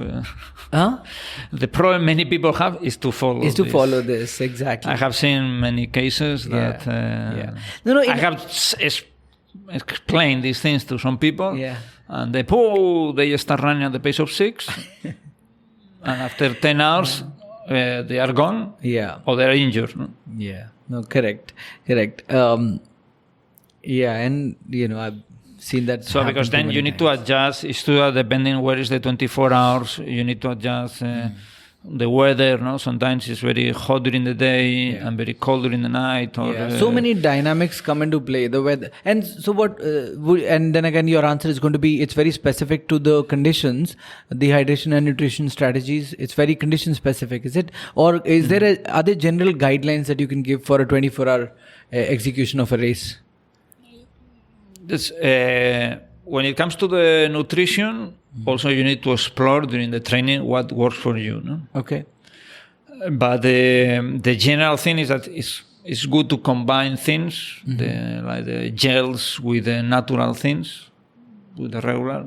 You need to see what your stomach is able to Some handle. people, after several hours with gels, they get nauseatic. I need to have some normal food. No? So, the stomach will tell you what they need. But in terms of calorie, would you say? And then, also in terms of calorie, you need to check and combine with the fluid calories. Because some people, after certain hours, they cannot eat. So they have to base more into drinking calories. No? Okay. So you have to go more for juice. So figure out what kind of calories you can drink and that your stomach can handle. And another advantage of this strategy of going slow, like the pace of 8, is that your stomach will be able to work. The thing is that when you get tired, automatically the brain starts disconnecting things to save energy and to divert as much possible energy as possible to the legs. No? So the part of the body that consumes more energy is the brain. But it cannot be shut down. No? So the second one is the stomach and all the digestive thing. So the moment the demand of energy raises, the brain just closes the stomach. Okay, no more digestion. We need to give all the energy for the legs. That's why many times when we are too tired after a race, I don't know, you have experienced it, when you finish the race, you are feeling very tired, you want to eat, but you cannot. You don't feel like eating. You only feel like drinking something, no? It's because the stomach is like closed. It takes some time, you drink, and then it starts opening, and after a few hours, then you can start eating. No? So this is more in the, I'm speaking now specifically for the ultras. No? So perhaps in a half marathon never happened this. Correct. So when you keep easy, like this, the pace of 8, one of the advantages is that the demand of energy is not very high, so you can consume more fat, and your stomach is ready to work, so you can digest the food you are taking. Because we need to apply that famous rule: you have to eat before you feel hungry, you have to drink before you will feel thirsty, you have to rest before you feel tired. No? Let's repeat that just to dial it in, because I've heard this so many times from Meenal. Please say it one more time. You have to eat before you feel hungry. You have to drink before you feel thirsty. You have to rest before you feel tired. No? Excellent. That's very important. Yeah. All those things you see in that strategy we're discussing for the 100 miles in 24 hours. No? Yeah. When you have a break of 20 minutes after 20 kilometers, in those 20 minutes you are resting. When you are still not tired, you are eating, your body can digest, and you have been burned fat. So you only need to replace a little bit of the carbohydrates and a bit of fat. Yeah. Because also, it's always said many times, no, that we have carbohydrates in the body just now. Yeah. More or less, There's say, glycogen in the muscles. for a half marathon. Yeah. A good intensity. Okay. But we have fat. If we go easy, we have fat for 2 something marathons. like 2 or 3 marathons. Yeah. No? So the key point is to go burning fat. No? Don't get too tired. If you don't get too tired, then you can replenish very fast. The recovery is fast. After 20 kilometers in 1 hour, in 2 hours 40, Yeah. you are not very tired, and it's very easy to recover. Yeah. You will never recover to the stage of the starting of the race, Of course. but you will recover enough. No? So for the next 20 kilometers. That's brilliant. Super useful. I'm just thinking, and we didn't plan for this, but I will still ask you again. And then, in this also then it comes we were saying before, no, all the mental effort, mental preparation for all these kind of races. No, in the training, you follow this structure of 3 hours, then you allocate some other during the day, some during the night. You keep on moving, and you are disciplined on it. You have to keep it. There will be days that are horrible, but then you stay there. No, I came here to be 9 hours, and I will not go home before the 9th hour. And let's see what happened. No? And I will learn from this. No? It happened to me even today. No? Okay. It was too hot. I was a bit too tired. My target was 17 kilometers. I did it 17 kilometers. At the kilometer 16, because also my stomach is a bit not very good today. Yeah. It was enough. I had to walk. So, okay, fine. I stopped and start walking. I didn't stop the Garmin. I don't consider, what a humiliation. I have to walk. No, let people not know that I was walking. No, I just let the Garmin go, and recorded the entire 17 kilometers. It's okay. I know that when the feeling temperature is 40, this morning was there. Yeah. When it's 40, my head gets a bit blocked, and I need to walk the last kilometer. So I completed everything in whatever time, whatever pace, 150, I think, or something else. So there will be days good, but bad days, that's part of the training. No? Yeah. But we need to go through it just to learn. No? And then our brain gets stronger. No? Our mind, when we know what's coming. Yeah, so bad days when you don't give up are just as important as the good days of training where you enjoy. Yeah, I think even, I would say, more important than... More important. Okay. So the coach says those days are more important. So, like I said, we hadn't planned for this, but I'm throwing a question at you. Simply because in my close circle of ultra runners quite a few people are quite ambitious now, and the window to the world's major ultra marathons is opening to the Indians now. Indians are doing better at those races. So, first low-hanging fruit, not the low-hanging fruit, it's the toughest race of the world, a Spartathlon, the 246-kilometer race. So quite a few people have met the criteria already, and some people are training for it. So to be able to run, to qualify for it, you need to finish a 100-miler in 21 hours, like under 21 hours. Or in a or in a 24-hour race, you have to complete over 185 kilometers or 180 kilometers. I'm not sure. One of the two. 180 is not that. It's what we were saying now. What? No, we have the stripe. Okay, we have the stripe for 100 miles. It's 160. It's not very far from 180. It's not correct. Like you were saying, if you you add 2 kilometers every 3 hours, right? And that way you add 16 kilometers total. That way you were saying. So, would you want to quickly talk about a 100 mile under 21 hours? Under 21, yeah. I mean, it always depends on the race. You need to study a little bit. A lot of people running the border this year, let's say, so this will be very specific to these people. There are people running the border ultra in Jaisalmer. Jaisalmer is dry conditions. Yeah, but at the end, the concept is always the same. No? You need to study the race to see what is needed, because many times what is needed is not so tough as we make in our imagination. Okay. So the Spartan, you need to study a little bit. It's very tough because the cutoffs almost doesn't allow you to walk.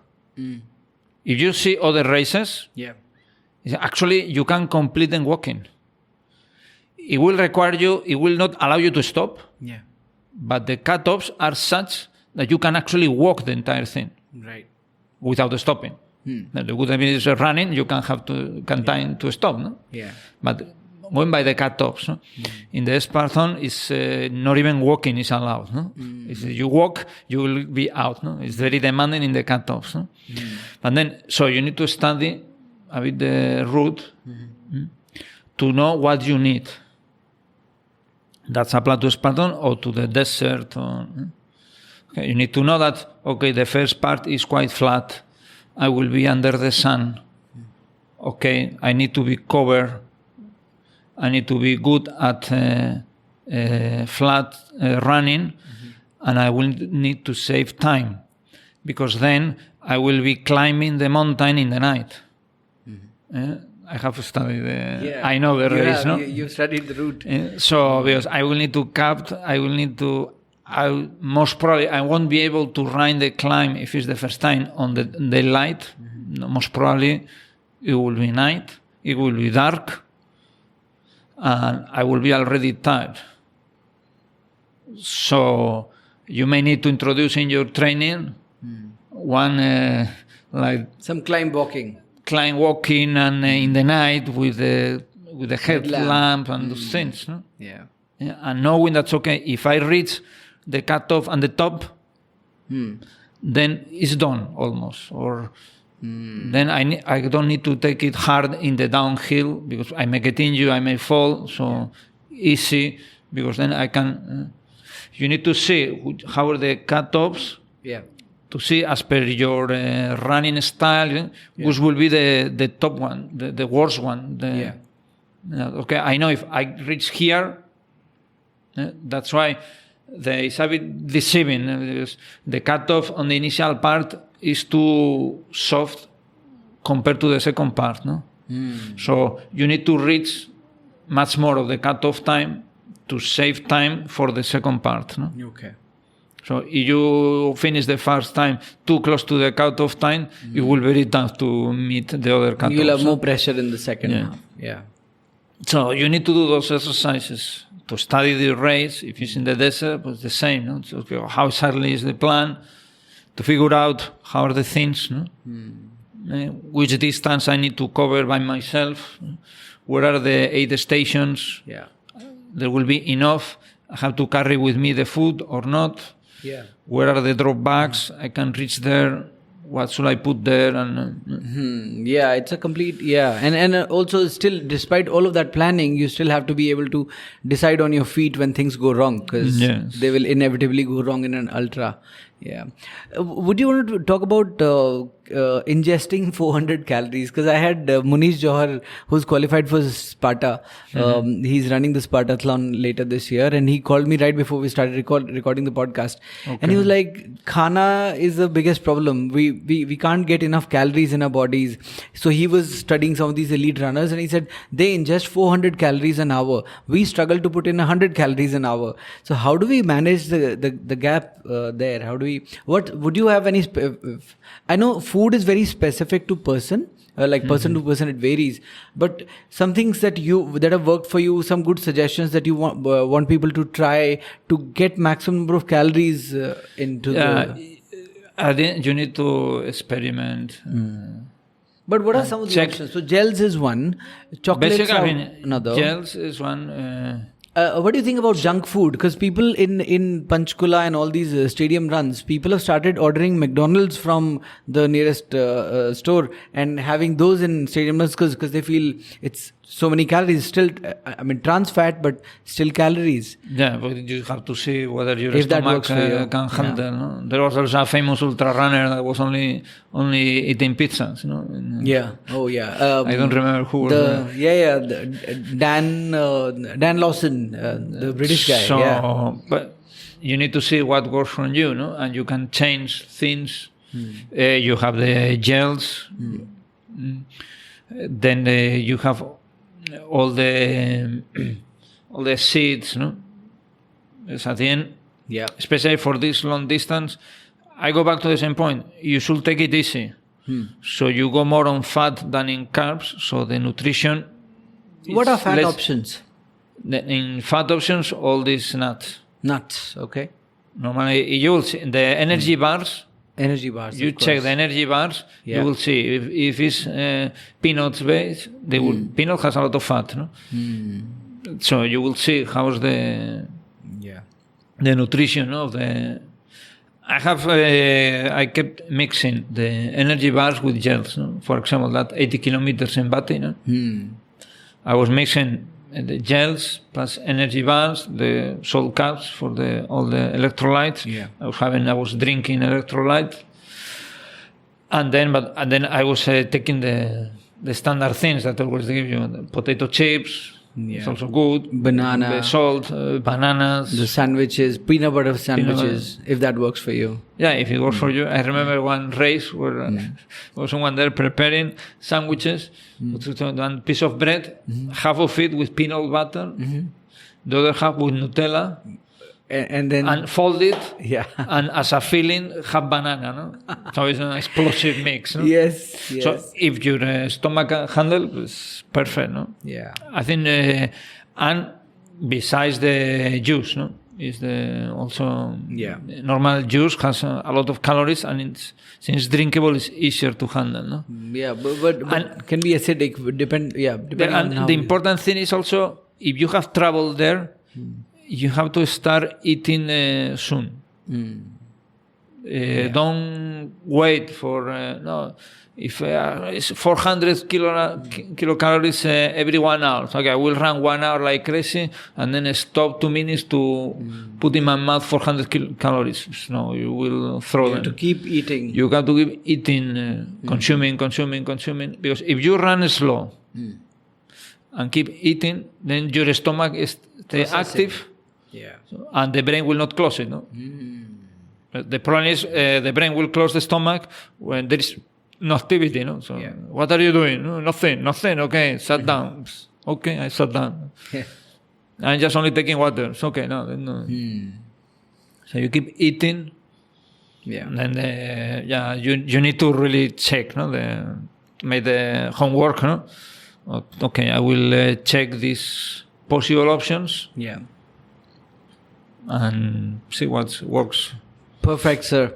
So it is 6 o'clock already. I know I have to let you go. So before we go, please tell us how does running fit into your life right now? What are your life priorities right now? And how does running fit into it? And what are your running goals? Personal. Right now, running is part of my life. So I keep off running and keep off preparing myself.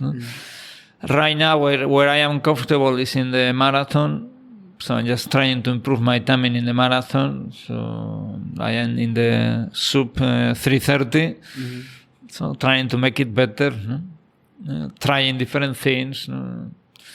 Is to now for me the monsoon is a heavy time. I get headaches. With so it's a bit heavy, but it's okay. It's part of what we have. So okay.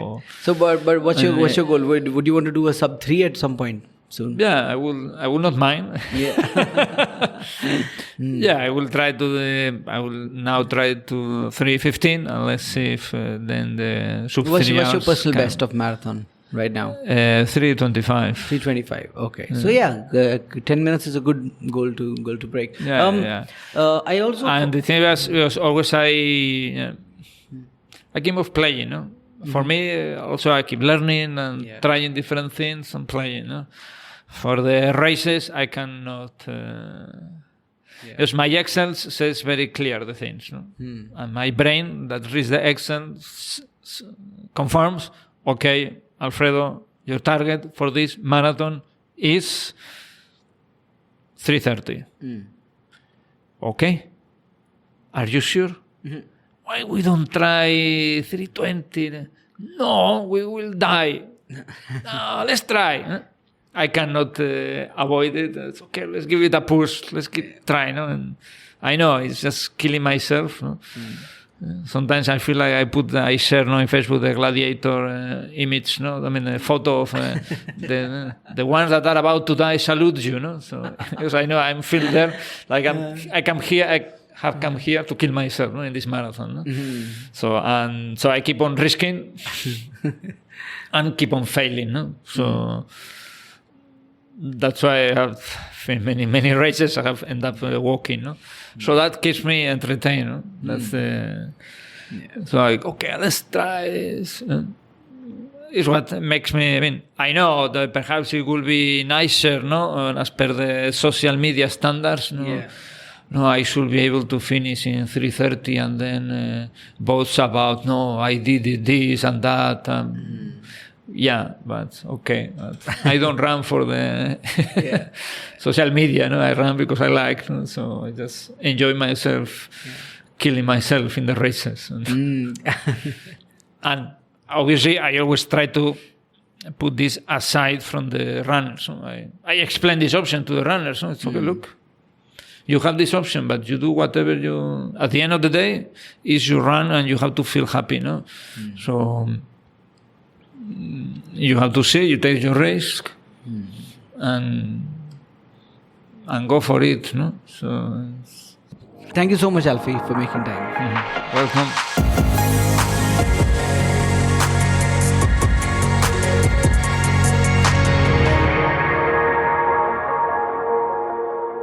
Thank you for staying with us till the end. I really hope you enjoyed this episode. And if you did, please consider subscribing and also sharing it with your friends and family. If you have a takeaway or a learning from this episode, or it made you feel a certain way, you can leave us a comment or a review. This is a zero cost way of supporting the podcast. I really hope you will do it. Also, it is now a weekly podcast, so you can look forward to an episode every Friday.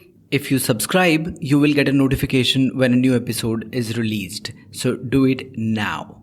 See you in the next episode next Friday. Until then, my friends, keep working on finding your ultra.